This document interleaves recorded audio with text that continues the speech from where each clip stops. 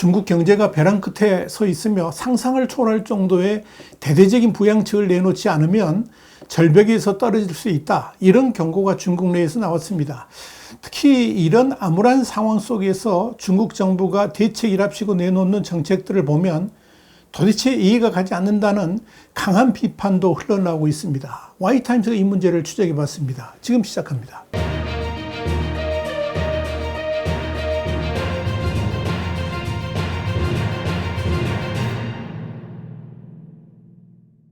홍콩의 사우스차이나 모닝포스트는 18일 중국 재정부 띵크탱크인 재정과학연구원의 유상시 원장이 중국 경제가 회복하려면 반드시 10조 위안, 그러니까 1916조 원 이상의 경기 부양책이 필요하다고 주장했다 그러면서 중국 경제가 절벽에서 떨어질 위험에 처했다고 강력하게 경고했습니다. 유상시 원장은 중국 인민정치협상회의, 그러니까 정협위원이기도 하다는 점에서 예사롭게 넘길 사안이 아니라는 점은 분명합니다. 또 지금 중국 내에서 시진핑의 정책 방향과 다른 내용이 입 밖으로 나오지 못하도록 강력하게 입을 틀어막고 있는 상황에서 정협위원이기도 한 유상시 원장이 사실상의 중국 경제를 위한 극약 처방을 공개적으로 내놓았다는 점은 눈여겨볼 만합니다. 그만큼 시진핑의 경제 정책에 대해서 불만들이 많다는 것과 함께 위기 상황을 극적으로 대변하고 있어서 그런 겁니다. 더더욱 유상시 원장이 이날 주장이 중국 경제계획 총괄부처인 국가발전계획위원회하고 재정부가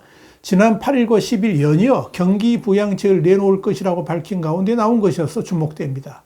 그러나 두 부처 모두 적용된 경기 부양책의 규모에 대해서 추산치를 제시하지도 않았습니다. 이런 점에서 유상시 원장이 실제 투입해야 될 경기 부양책의 규모까지 공개적으로 제시했다는 것은 이 국가발전개혁위원회하고 재정부를 직접 압박해서 제대로 된 부양책을 실시할 수 있도록 하기 위함인 것으로 보입니다. 그러나 국가발전개혁위원회와 재정부가 새롭게 제시할 경기부양책이 실제로 중국 경제를 살릴 수 있는 극약 처방이 아닌 경우에는 문제가 생길 수도 있다는 것을 암시하고 있다는 점에서 앞으로의 기초가 주목됩니다.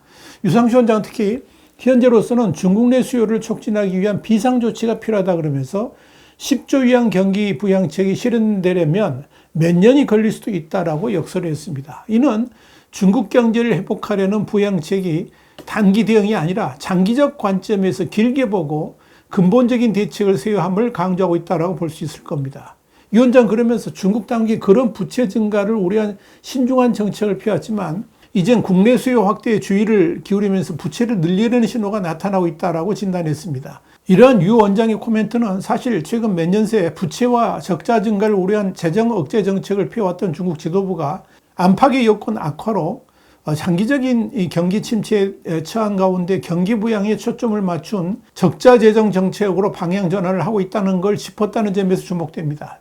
특히 지난해 5.2% 성장률을 기록한 중국은 올해 역시 작년과 동일한 5% 안팎의 성장률 목표를 잡았지만 현실은 상당히 어려울 것으로 예측이 되고 있습니다. 실제로 중국 경제는 1분기에는 5.3%로 출발했지만 부동산 시장 침체와 내수 투자 또 외국인 직접 투자 그러니까 FDI 위축으로 2분기는 4.7%를 꺾였고 3분기 성장률은 2분기보다 낮은 4.6%를 기록했습니다. 그런데 중국 국가통계국이 18일 발표한 국내 총수단 그러니까 GDP 성장률은 작년 1분기 4.5% 이후 가장 낮은 성장률이라는 점에서 주목됩니다. 이렇게 3분기의 성장률이 더 떨어지면서 목표 달성에 적신호가 켜졌다는 관측이 그래서 나오는 겁니다. 로이터는 여기에 대해서 중국 경제가 3분기의 예상보다 약간 더 성장했지만 장기화된 부동산 침체와 약한 소비가 걸림돌인 상황으로 정책 결정권자들에 대한 추가 부양책 압박이 이어지고 있다고 짚었습니다. 블룸버그는 2023년 3월 이후에 가장 느린 성장세라 그러면서 연간 성장률 목표를 달성하기 위해서 추가 부양책이 필요하다고 말했습니다. 상황이 이렇게 심각하기 때문에 유 원장은 경기 부양을 위해서 발상의 전환이 필요하다고 강조한 겁니다. 유 원장은 중국 당국 이전에는 부채에 대해서 매우 신중했으나 이제는 적자와 부채에 대한 태세 전환을 하고 있다 그러면서 중앙정부 부채는 늘리되 지방정부 부채는 줄이는 방향이라고 짚었습니다. 그는 GDP 대비 부채 비율의 경우에 미국과 일본은 각각 130%와 260%고 중국은 100% 수준이라고 덧붙였습니다. 그는 이어서 중국 당국이 재정 적자율의 경우 3%를 경고선으로 간주했지만 이제는 변하는 상황에 맞춰서 더 유연하게 대처해야 된다 그러면서 아프면 약을 먹어야 되고 증상이 심각하면 고용량의 약을 먹어야 낫는다는 말로 중국 정부의 이전보다 더 분명한 태도 변화를 주문했습니다. 위원장은 또 장기적인 경기 침체 속에서 이 중국 내 중소기업 어려움은 커지고 상장 기업들의 재정적 손실이 불어나고 있으며 수출 기업들은 매출 증가 속에 이익 감소라는 난관에 직면해 있다라고 말을 하면서 중국 경제 성장률이 4분기에 급락할 위험도 있다라고 우려를 했습니다. 유상시 원장 그러면서 중국 당국이 2008년에는 4조 위안, 그러니까 766조 원 규모의 경기 부양책으로 산업의 공급 과잉 문제를 해결했다면 이번에는 내수 확대에 중점을 둔 10조 위안 이상의 부양책이 필요하다라고 역설을 한 겁니다. 사우스차이나 모닝포스트도 중국 경제의 가장 큰 골칫거리는 정부 부채라 그러면서 중국 당국 이전과는 다르게 부채 증가를 허용하겠다는 의지를 보인다고 짚었습니다. 람포안 중국 재정부장은 지난 12일 기자회견을 통해서 중앙정부는 부채를 늘릴 수 있는 상대적으로 큰 여지를 갖고 있다 그러면서 경기 부양책 마련에 동원된 국유은행 지원용 특별 국채와 지방정부 유토지와 미분양 주택 매입용 특별 채권 발행을 허용할 계획이라고 밝힌 바 있습니다.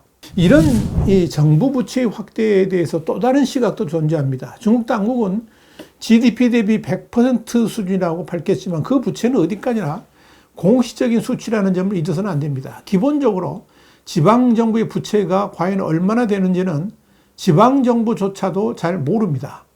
그런데 공식 통계에 잡히지 않은 중국의 숨겨진 국가부채는 7조에서 11조 달러, 우리나라 돈으로 따지자면 약 9,600조에서 일경 5,100조가 될 수도 있다는 추산도 있습니다. 골드만삭스는 무려 23조 달러, 한 3경원을 넘을 수 있다라고 추산을 했습니다. 더더욱 문제가 되는 것은 중국의 성시와 지방정부가 수년 동안 확인되지 않은 차입과 지출로 인해서 막대한 양의 숨겨진 부채를 축적했는데 이 과정에서 추산된 부외 부채 중 4천억 달러, 한 549조 원에서 8천억 달러, 1,097조 원 이상이 디폴트 위험에 노출되어 있다는 점입니다.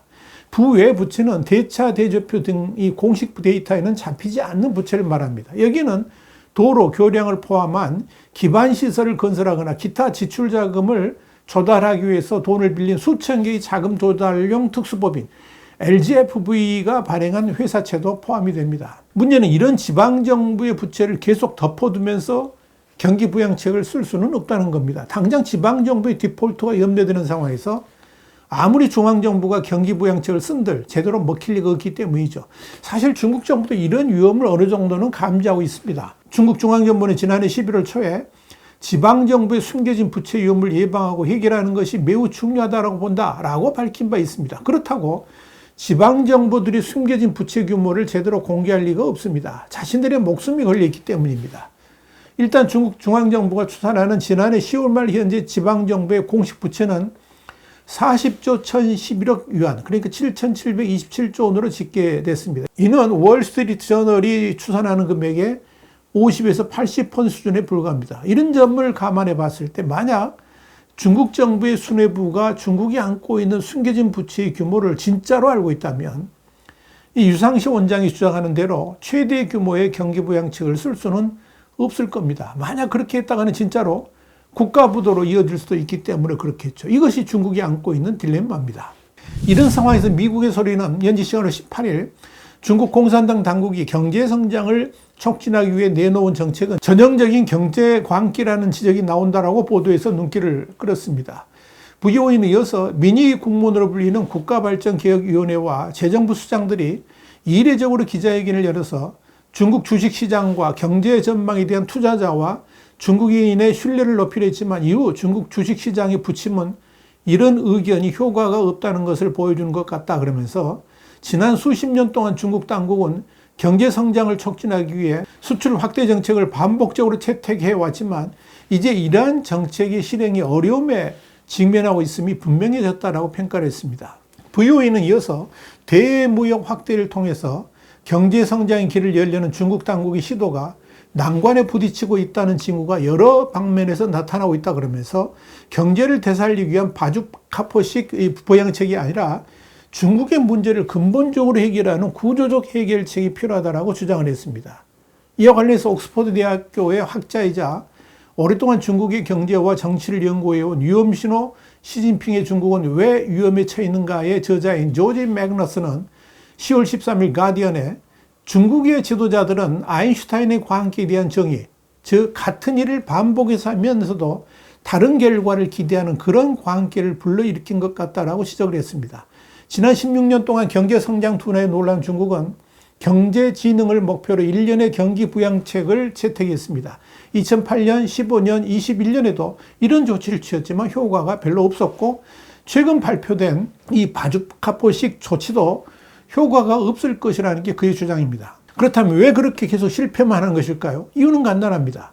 중국 경제가 가지고 있는 구조적 문제는 다루지 않고 있기 때문입니다. 자칫 그렇게 하다가는 중국 공산당이 설 자리를 잃게 될 수도 있어서 그럴 것입니다. 이것이 이 중국과 시진핑이 안고 있는 한계다. 이렇게 정리할 수 있을 겁니다. 와이타임 국제정세 분석의 주옥이 됐습니다. 감사합니다.